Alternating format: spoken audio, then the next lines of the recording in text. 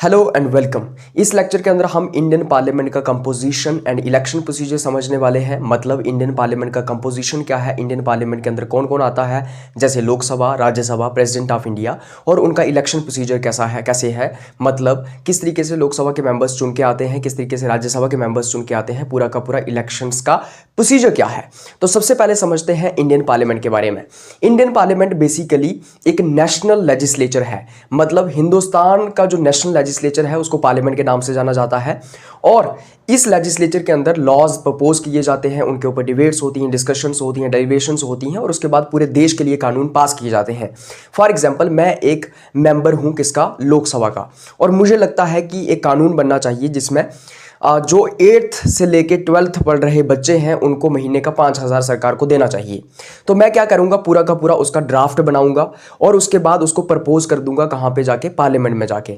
फिर पार्लियामेंट में उसके ऊपर चर्चा होगी, डिबेट्स होंगी, डिस्कशंस होंगी, कुछ लोग उसके साथ होंगे, कुछ उसके खिलाफ होंगे, और उसके बाद अगर मेजॉरिटी उस लॉ के साथ हो गई, मतलब मेजॉरिटी ऑफ लोगों ने अगर उसके ऊपर अपना वोट दे दिया, उसके ऊपर सहमति जता दी, तो उसके बाद वो लॉ पास हो जाएगा और वो इस देश में जो है वो कानून बन जाएगा। तो a national legislature where laws are proposed, debated and passed for the whole country. Parliament एक नेशनल लेजिस्लेचर है जहां पे लॉज बनाए जाते हैं, उनको प्रपोज किया जाता है, उनके ऊपर डिबेट्स होती हैं और फिर उनको पास कर दिया जाता है अल्टीमेटली। अब इंडियन पार्लियामेंट जो है वो बाई कैमरल है। बाई कैमरल का मतलब ये हुआ कि यहाँ पे 2 हाउसेज हैं। तो आइए समझते हैं कि कंपोजिशन क्या है इंडियन पार्लियामेंट की।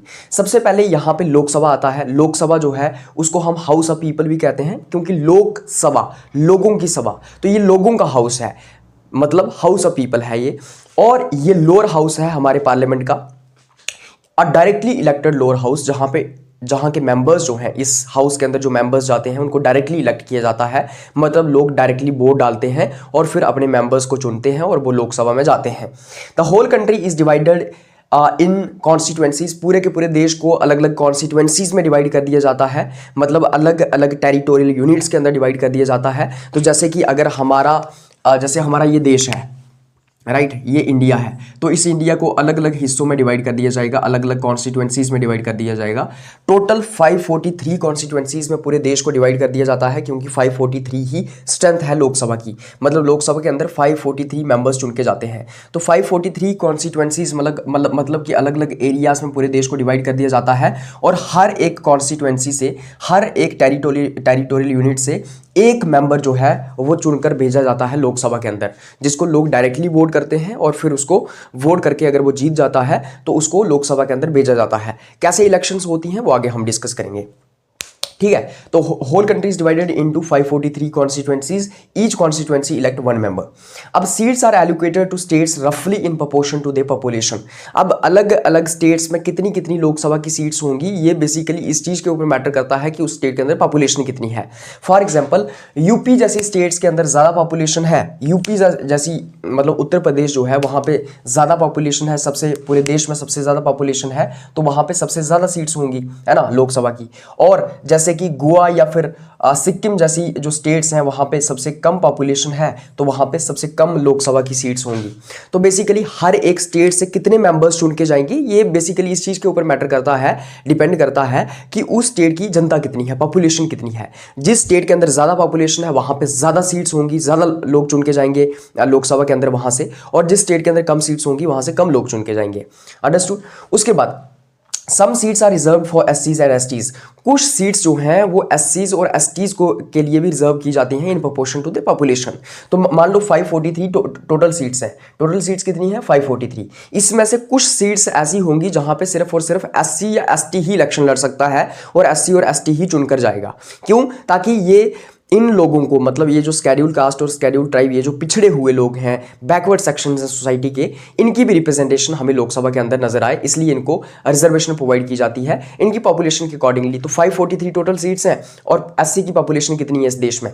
तो 7-8% के आसपास जो है वो एससी की पॉपुलेशन है, नहीं 16% के आसपास जो है वो एससी की पॉपुलेशन है, और 8-9% जो है वो एसटी की पॉपुलेशन है। तो उतनी सीट्स इनके लिए रिजर्व कर दी जाती हैं अलग अलग एरियाज के अंदर, और वहां से सिर्फ और सिर्फ एससी या एसटी ही इलेक्शन लड़ सकता है और वही चुन के जाता है ताकि इनकी भी रिप्रेजेंटेशन हो लोकसभा के अंदर। अब लोकसभा के मेंबर्स कितने साल के लिए चुन के जाते हैं, तो 5 साल का इनका टेन्योर होता है। हाँ, 5 साल से पहले भी हाउस डिसॉल्व हो सकता है, डिसॉल्व किया जा सकता है और नई इलेक्शंस करवाई जा सकती है। मान लो इलेक्शंस हुई और इलेक्शंस होने के बाद जो सरकार बनी वो कोलिशन गवर्नमेंट बनी और फिर वो सरकार 2-3 साल में ही गिर जाती है, 3 साल के अंदर ही गिर जाती है, तो दोबारा से इलेक्शंस हो जाएंगी। तो इनका 5 साल का टेन्योर तो जरूर होता है, लेकिन अगर उससे पहले हाउस डिसॉल्व हो जाता है तो दोबारा से फ्रेश इलेक्शंस करवाई जा सकती हैं। तो ये है लोकसभा का कंपोजिशन। उसके बाद हम समझते हैं राज्यसभा। अब राज्यसभा को हम काउंसिल ऑफ स्टेट्स भी कहते हैं। राज्य मतलब स्टेट और सभा मतलब काउंसिल, तो ये स्टेट्स की काउंसिल मतलब राज्यसभा एक स्टेट्स की काउंसिल है। अब यहां पे इनडायरेक्टली इलेक्टेड अपर हाउस है रिप्रेजेंटिंग स्टेट्स। अब राज्यसभा को हम अपर हाउस भी कहते हैं और इसको इनडायरेक्टली इलेक्ट किया जाता है, मतलब राज्यसभा के अंदर जो मेंबर्स होते हैं उनको इनडायरेक्टली चुना जाता है। इनडायरेक्टली मतलब लोग डायरेक्टली वोट नहीं डालते हैं। इनडायरेक्टली का मतलब ये हुआ कि लोग डायरेक्टली वोट नहीं डालते हैं। तो वोट कौन डालता है, तो जो एमएलएज होते हैं अलग अलग स्टेट्स के अंदर वो लोग इनके लिए वोट डालते हैं और फिर इनको चुन के भेजा जाता है कहां पे, राज्यसभा के अंदर। ये परमानेंट हाउस है, ये कभी भी डिसॉल्व नहीं होता है। मतलब कि इस हाउस मतलब ये हाउस कभी भी डिसॉल्व नहीं होता है, ये परमानेंट है। क्योंकि थोड़े से मेंबर्स हर साल चुन के आते हैं, तो यहाँ पे हर दूसरे साल जो है वो 1/3 मेंबर्स चुन के आते हैं, इसलिए ये हाउस बना रहता है, ये कभी भी डिसॉल्व नहीं होता है, ये परमानेंट हाउस है। मतलब कुछ लोग जो हैं वो इस साल उनका टेन्योर खत्म हो जाएगा, तो कोई 100-200 लोग इस साल चुन के आ जाएंगे, फिर कुछ लोगों का अगले साल टेन्योर खत्म हो जाएगा, कुछ लोग अगले साल चुन के आ जाएंगे। तो ये बना रहता है, ये कभी भी डिसॉल्व नहीं होता। जैसे अभी रिसेंटली आपने देखा जम्मू एंड कश्मीर में राज्यसभा की इलेक्शंस हुई, राइट, लेकिन पूरे देश भर में नहीं हुई। उसके बाद मैक्सिमम स्ट्रेंथ कितनी है राज्यसभा की, मैक्सिमम कितने मेंबर्स हो सकते हैं राज्यसभा के अंदर, तो 250 हो सकते हैं। लेकिन अभी के टाइम पे करंट स्ट्रेंथ कितनी है, तो 245 मेंबर्स हैं टोटल राज्यसभा के अंदर। Members are elected by state legislative assemblies most of them.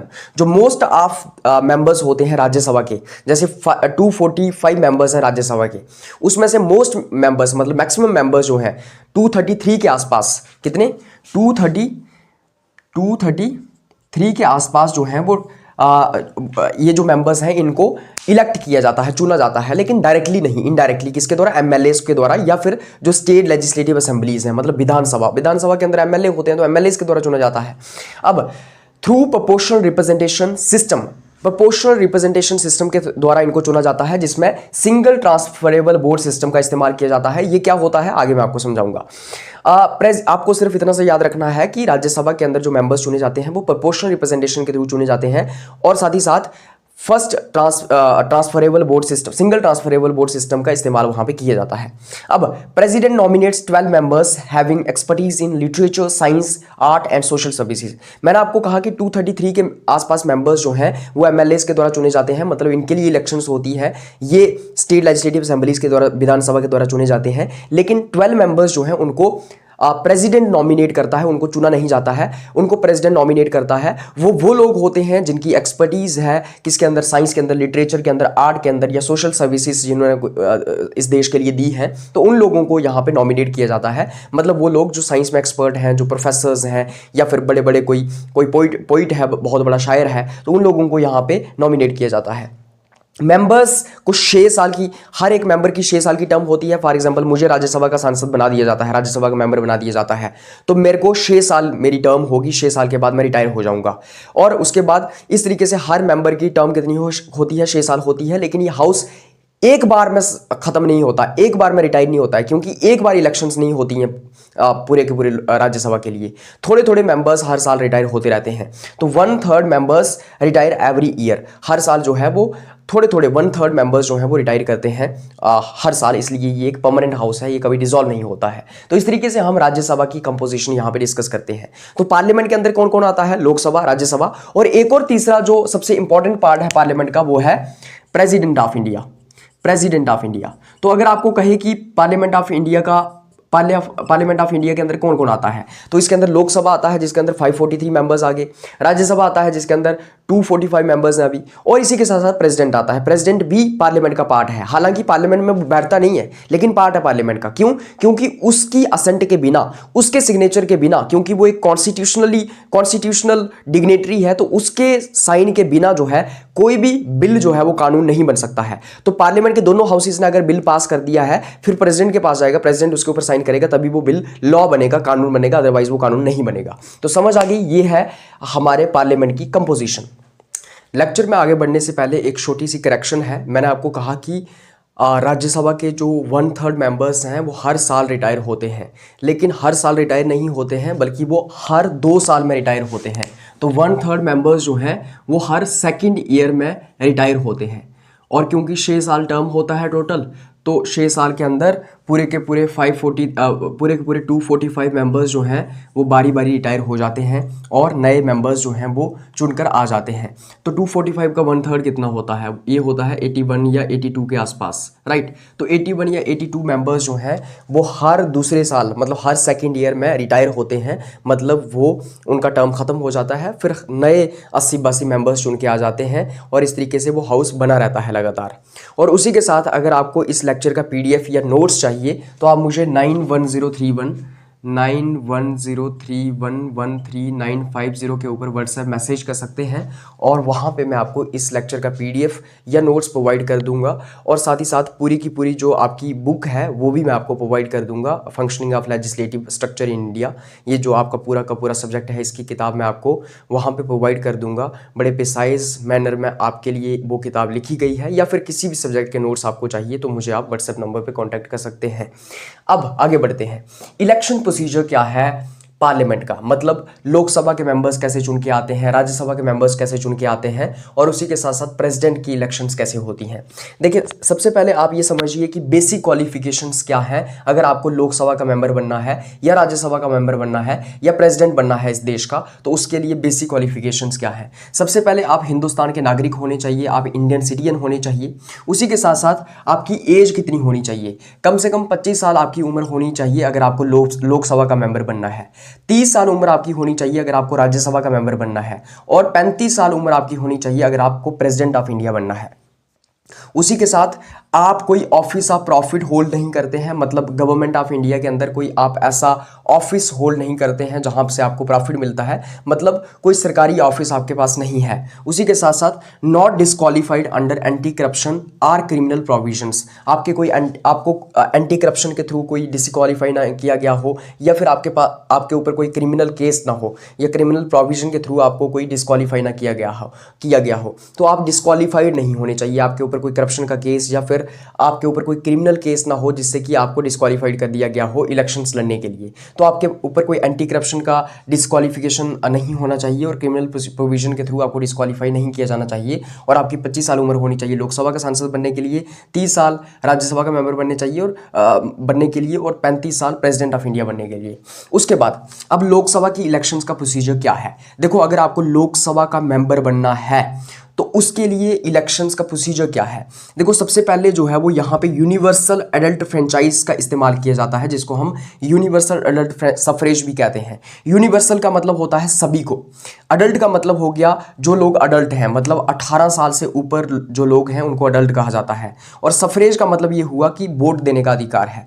तो मतलब जो लोग भी इस देश के अंदर 18 साल की उम्र के ऊपर हैं और जिनके पास वैलिड वोटिंग रजिस्ट्रेशन आईडी है, वो लोग वोट दे सकते हैं लोकसभा की इलेक्शंस में। मतलब कि जितने भी लोग इस देश में हिंदुस्तान के लोग हैं जो 18 साल से ऊपर हैं, उनके पास वोटर आईडी है, वो लोग लोकसभा की इलेक्शंस में वोट दे सकते हैं। टेरिटोरियल कॉन्स्टिट्यूएंसीज में पूरे देश को डिवाइड कर दिया जाता है, जैसे मैंने आपको बताया अलग अलग पार्ट्स में पूरे देश को डिवाइड कर दिया जाता है। 543 पार्ट्स में, मतलब 543 कॉन्स्टिट्यूएंसीज में पूरे देश को डिवाइड कर दिया जाता है, और हर एक कॉन्स्टिट्यूएंसी से एक लोकसभा का मेंबर चुन के जाता है। तो टोटल 543 मेंबर्स चुन के जाते हैं लोकसभा के अंदर। उसके बाद first past the post system का इस्तेमाल यहाँ पे किया जाता है। First past the post system का मतलब क्या हुआ कि जिसके पास भी सबसे ज्यादा वोट आ जाएंगे वो जीत जाएगा। तो मान लो कि पूरे देश को 543 कॉन्स्टिट्यूएंसीज में डिवाइड किया गया था। मान लो एक कॉन्स्टिट्यूएंसी ऐसी है, एक कॉन्स्टिट्यूएंसी जहां पे 5 लोग खड़े हैं, 5 लोग खड़े हैं, A बी, सी, डी और ई, 5 लोग खड़े हैं। एक को मिल जाते हैं 10 वोट, दूसरे को मिलते हैं 20 वोट, तीसरे को मिलते हैं 30 वोट, कितने हो गए? 50 हो गए। इसको मिलते हैं 25 वोट और इसको मिलते हैं 25 वोट। तो इसमें से जीतेगा कौन? वो जीत जाएगा जिसके पास 30 वोट है, मतलब जिसके पास सबसे ज़्यादा वोट है। तो सी के पास सबसे ज़्यादा वोट है। लेकिन अगर असल में देखा जाए तो सी के पास तो सिर्फ 30 वोट है, 70 वोट उसके पास नहीं है, 70% वोट उसके पास, 70 वोट उसके पास नहीं है, 30 वोट ही है, लेकिन फिर भी वो जीत गया। तो ये सबसे बड़ा ड्रॉबैक है कि कभी कभी जो कैंडिडेट्स जीतते हैं उनके पास 50% भी वोट नहीं होते हैं।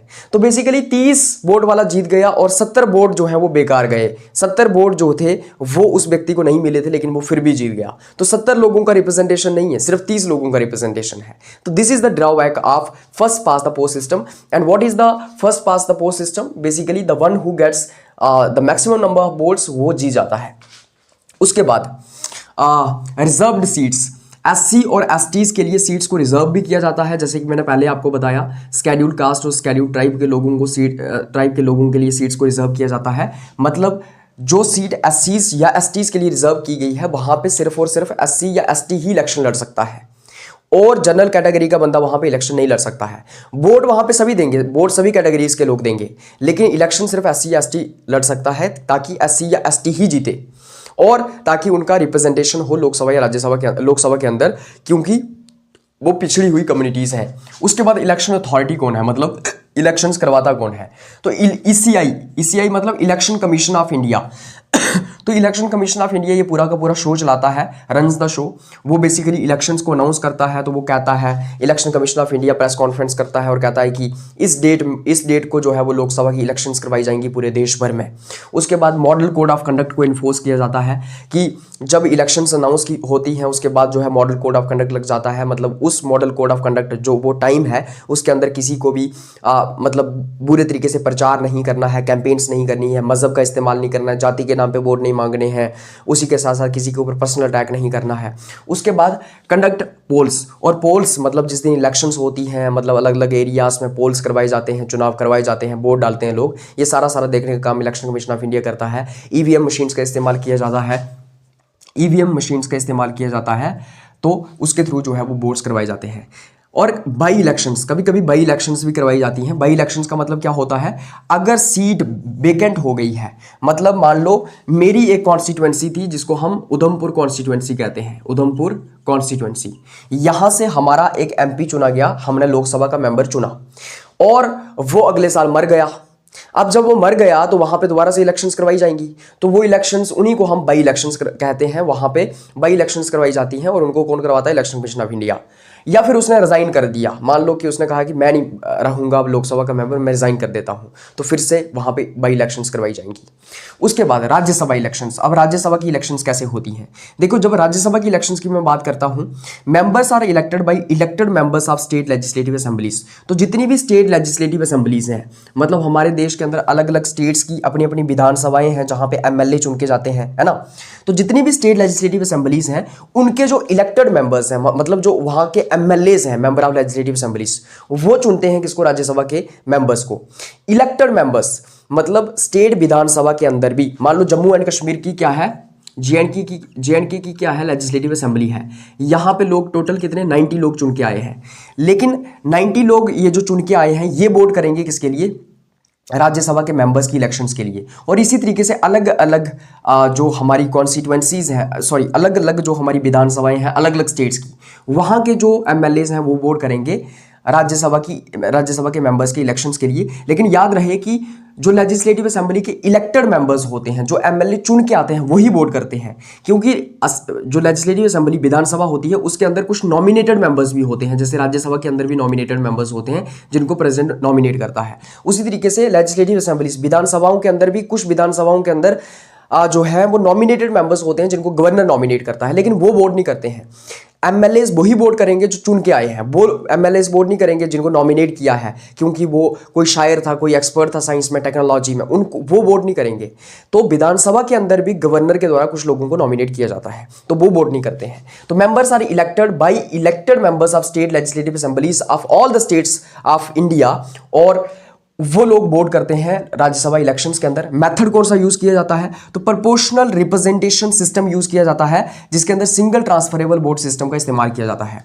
प्रोपोर्शनल रिप्रेजेंटेशन सिस्टम क्या होता है, तो हर एक स्टेट के अंदर, मतलब हर एक स्टेट के अंदर, मान लो जे एंड के स्टेट है, तो हर एक स्टेट की पॉपुलेशन के अकॉर्डिंगली इसको राज्यसभा की सीट्स अकॉर्ड कर दी जाएंगी। मान लो जम्मू एंड कश्मीर के अंदर जो है वो 4 राज्यसभा की सीट्स हैं, राइट।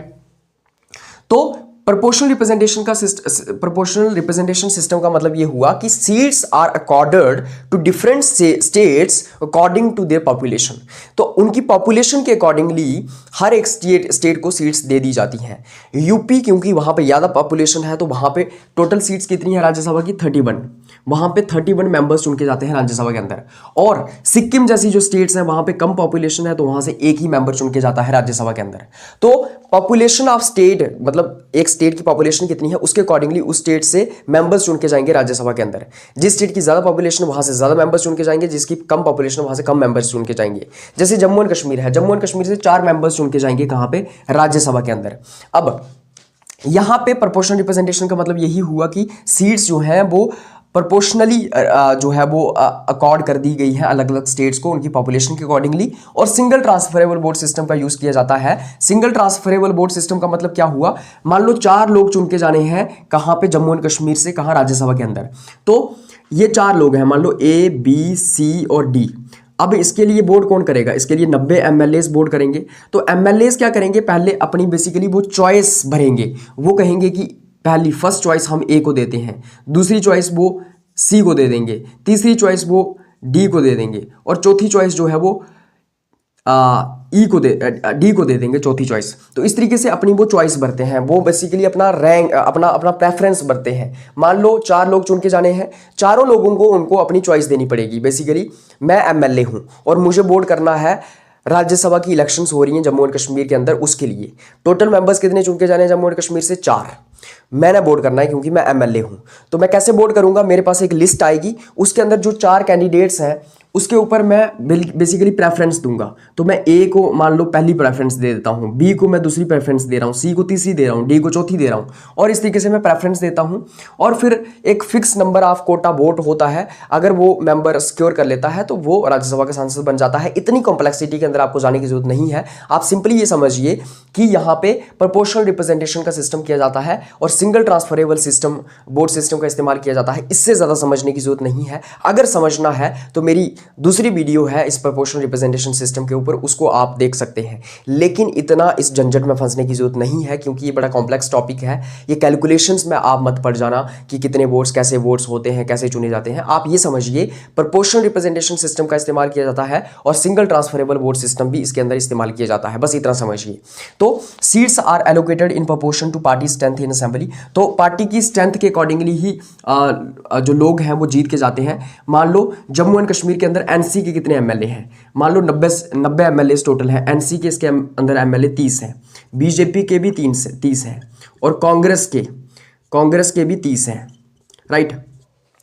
और मान लो कि 3 लोग जो हैं वो चुन के जाने हैं राज्यसभा के अंदर जम्मू एंड कश्मीर से। तो बेसिकली एनसी की क्योंकि 30 सीट्स हैं, बीजेपी की 30 सीट्स हैं और कांग्रेस की 30 सीट्स हैं, तो एक एक सीट इन तीनों को मिल जाएगी।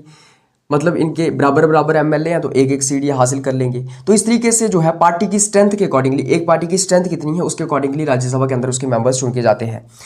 उसके बाद एमएलएस, वोटर्स, रैंक, कैंडिडेट्स और ऑर्डर ऑफ प्रेफरेंस। मैंने आपको बताया कि जो एमएलएस होते हैं वो अपना कैंडिडेट्स को अपना जो है वो प्रेफरेंस देते हैं, फर्स्ट प्रेफरेंस, सेकंड प्रेफरेंस, इस तरीके से। और कुछ लोग नॉमिनेटेड भी होते हैं राज्यसभा के अंदर। 12 people are nominated, basically 12 members जिनको प्रेसिडेंट नॉमिनेट करता है, और वो एक्सपर्ट होते हैं बेसिकली साइंस या टेक्नोलॉजी या फिर वो सोशल सर्विस में उन्होंने कोई योगदान दिया है, या फिर कोई शायर है, कोई जो है बहुत बड़ा साइंटिस्ट है, तो उनको नॉमिनेट करता है प्रेसिडेंट। तो इस तरीके से राज्यसभा की इलेक्शंस होती हैं। आपको थोड़ा सा डिफिकल्ट लग रहा होगा, राज्यसभा की इलेक्शंस कॉम्प्लेक्स हो गया होगा, पूरा का पूरा दही बन गया होगा। दोबारा से समझिए राज्यसभा की इलेक्शंस कैसे होती हैं। जो अलग अलग विधानसभाएं हैं हमारे देश के अंदर, जो स्टेट लेजिस्लेटिव असेंबलीज हैं, उनके एमएलए चुनते हैं राज्यसभा के मेंबर्स को। टोटल मेंबर्स कितने हैं, 245। मतलब करंट स्ट्रेंथ कितनी है, 245, जिनको मतलब राज्यसभा के अंदर जो टोटल मेंबर्स हैं वो चुन के आने हैं। उनको कौन चुनेगा, उनको चुनेगा एमएलएस। एमएलएस कौन से, अलग अलग स्टेट्स के। अब अलग अलग स्टेट्स में से कितने लोग चुन के जाएंगे राज्यसभा के अंदर, तो उस स्टेट की पॉपुलेशन के अकॉर्डिंगली चुन के जाएंगे। मतलब किसी स्टेट के अंदर ज्यादा, किसी स्टेट के अंदर कम। जैसे यूपी के अंदर 31 और सिक्किम जैसे स्टेट के अंदर 1। उसके बाद सिस्टम कौन सा यूज किया जाएगा? प्रोपोर्शनल रिप्रेजेंटेशन सिस्टम और सिंगल ट्रांसफरेबल वोट सिस्टम। और इसके अंदर इसके थ्रू जो है उनको चुन के भेजा जाएगा, बस इतना सा याद रखिए। उसके बाद कुछ लोग नॉमिनेटेड होंगे जिनको प्रेसिडेंट नॉमिनेट करेगा और वो एक्सपर्ट होंगे अलग अलग फील्ड्स के अंदर। समझ आ गई बात? तो इस तरीके से राज्यसभा की इलेक्शंस होती हैं। अब आइए समझते हैं कि प्रेसिडेंट की इलेक्शंस कैसे होती हैं, प्रेसिडेंट की इलेक्शंस कैसे होती हैं इस देश में। आप सिंपली थोड़ा बहुत आइडिया ले लीजिए प्रेसिडेंट की इलेक्शंस के बारे में। जब मैं प्रेसिडेंट की इलेक्शंस की बात करता हूं, प्रेसिडेंट को वोट कौन कौन करता है? एक तो एमएलएस वोट करेंगे, एक तो एमपीज वोट करेंगे, और एक तो करेंगे वोट कौन? एमएलएस और एमपीज वोट करेंगे। एमएलएस मतलब अलग अलग जितनी भी हमारे देश में स्टेट्स हैं, elected members of legislative assemblies of all states and 2 UTs, जिसके अंदर दिल्ली और पुडुचेरी आती है। समझ आई बात? तो सबसे पहले कौन वोट करेगा प्रेसिडेंट की इलेक्शन के लिए? जितने भी इलेक्टेड मेंबर्स हैं सभी लेजिस्लेटिव असेंबलीज के, सारी स्टेट्स के, और साथ ही साथ 2 यूनियन टेरिटरीज की लेजिस्लेटिव असेंबलीज के जो इलेक्टेड मेंबर्स हैं, जिसके अंदर दिल्ली और पुडुचेरी 2 यूनियन टेरिटरीज, इनकी विधानसभाओं के मतलब इनकी लेजिस्लेटिव असेंबलीज के भी इलेक्टेड मेंबर्स जो हैं वो प्रेसिडेंट के लिए वोट करेंगे। और एमपीज मतलब लोकसभा के और राज्यसभा के, लेकिन ओनली इलेक्टेड, जैसे कि 233 ही इलेक्टेड होते हैं राज्यसभा के अंदर, ओनली इलेक्टेड, और लोकसभा के अंदर सारे के सारे इलेक्टेड होते हैं तो 543। तो ये लोग वोट करते हैं प्रेसिडेंट की इलेक्शन के लिए। सिस्टम कौन सा यूज किया जाता है? प्रोपोर्शनल रिप्रेजेंटेशन सिस्टम, जैसे राज्यसभा की इलेक्शंस के लिए यूज किया जाता है प्रोपोर्शनल रिप्रेजेंटेशन सिस्टम, और सिंगल ट्रांसफरेबल वोट सिस्टम का यहाँ पे इस्तेमाल किया जाता है। तो इस तरीके से प्रेसिडेंट की इलेक्शंस होती हैं। वोट कौन करता है? Elected members of legislative assemblies of all the states and 2 union territories, that is Delhi and Puducherry. उसी के साथ साथ मेंबर ऑफ एमपीज कौन कौन? लोकसभा के मेंबर्स और राज्यसभा के मेंबर्स, लेकिन ओनली इलेक्टेड मेंबर्स, जो 233 इलेक्टेड मेंबर्स होते हैं राज्यसभा के, जिनको इनडायरेक्टली इलेक्ट किया जाता है, लेकिन नॉमिनेटेड मेंबर्स वोट नहीं करेंगे। और लोकसभा के क्योंकि सारे इलेक्टेड मेंबर्स होते हैं तो 543 मेंबर्स जो हैं वो वोट करेंगे प्रेसिडेंट की इलेक्शंस के लिए। और इस तरीके से प्रेसिडेंट जो है और प्रोपोर्शनल रिप्रेजेंटेशन सिस्टम का यूज किया जाएगा, जिसमें सिंगल ट्रांसफरेबल वोट सिस्टम इस्तेमाल किया जाएगा। तो राज्यसभा की इलेक्शंस में जो सिस्टम यूज किया जाता है वही प्रेसिडेंट की इलेक्शंस में भी सिस्टम यूज किया जाता है। तो इस तरीके से हमारा टॉपिक यहाँ पे ये खत्म हो जाता है, जिसके अंदर हमने पार्लियामेंट का कंपोजिशन और इलेक्शन प्रोसीजर डिस्कस किया है। मुझे उम्मीद है कि आपको ये लेक्चर समझ आ गया होगा। अगर आपको समझ नहीं आया है, मुझे पता है कि कुछ लोगों को ये समझ नहीं आया होगा, खास करके राज्यसभा की इलेक्शंस, अगर आपको ये समझ नहीं आया है आप मुझे कमेंट सेक्शन में बता देना। मैं आपका मतलब कमेंट सेक्शन में आके डाउट क्लियर करूंगा, या फिर मैं आपको आपसे कॉल करके आपका डाउट क्लियर करूंगा, या फिर आपसे मतलब जूम मीटिंग के थ्रू या फिर वीडियो कॉल से डाउट क्लियर करूंगा। और अगर आपको प्रोपोर्शनल रिप्रेजेंटेशन सिस्टम डिटेल में समझना है तो उसके लिए सेपरेट वीडियो है मेरे यूट्यूब चैनल के ऊपर, आपको सिंपली सर्च करना है proportional representation system by Akshay Thakur. Thank you so much for watching this lecture. Bye bye, take care, have a nice day.